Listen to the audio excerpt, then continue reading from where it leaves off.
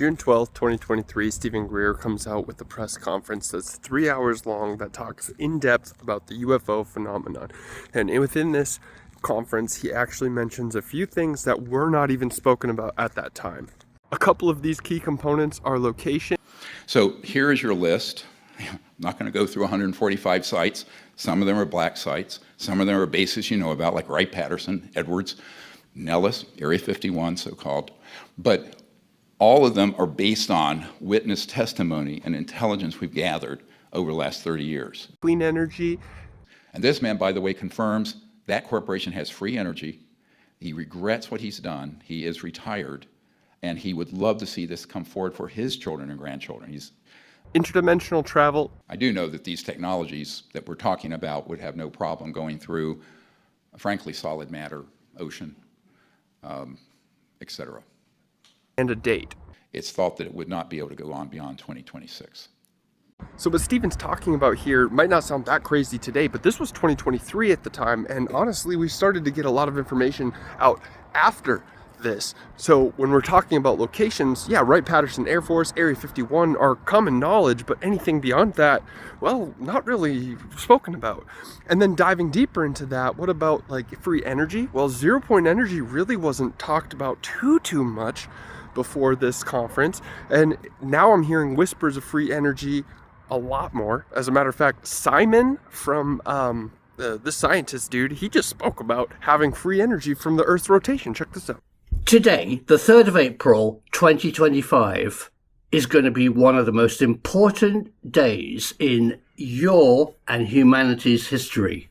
Today, I'm going to introduce you to a device that produces free electricity. And it's not a scam. It's not an April Fool. It actually works. Simon's video is extremely interesting, where they created a device that essentially pulls electricity straight from the Earth's rotation. Very interesting. Highly recommend go watching that. But also, the interesting thing here is Tom DeLonge brought up a story that seems to correlate with what Steven Greer was saying.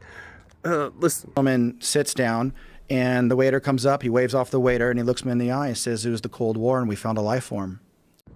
Is he crazy? I don't know. But Steven Greer backs up his story, which is interesting. Listen. Involved, and he came forward, as you all know, wrote the day after Roswell. He had been involved in some of the technology transfer, and he had an experience out at the White Sands missile range back in the 50s. Pretty sure it was 1956, but I don't quote me on that. And he was a colonel. He was involved in these projects. There was an ET craft that came in daytime and came down over the range. He went out there with a couple of his guys. And this craft, it would be three-dimensional and then vanish like a heat wave, like Stephen Digna explained, and then back again. Finally, it stayed. There was an ET that emerged, extraterrestrial biological entity, and he said, the ET was communicating, please don't hit us with these radar. Can you get these radar systems out? And was asking, because they were operational, of course, at that time they were operational at Roswell. And being a brash young, Air Force colonel, and he says, "What's in it for me?"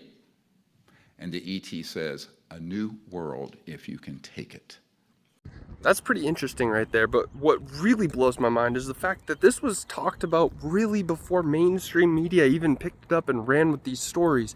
So he has been technically right, and the only other person who claims to be right more than Steven is Lou Elizondo. And that's why I do a lot of what I do when I leave these breadcrumbs. People say, "I don't want breadcrumbs." That's why you're doing that. Look, if you look for the last 7 years, everything I've ever said has come to pass, without exception. Every single thing. And I do that deliberately so people know, look, I am fighting for you. I'm working for you behind the scenes. I just can't tell you everything that I'm doing right now, but eventually you'll know. Yeah, and those are pretty big claims, if you ask me.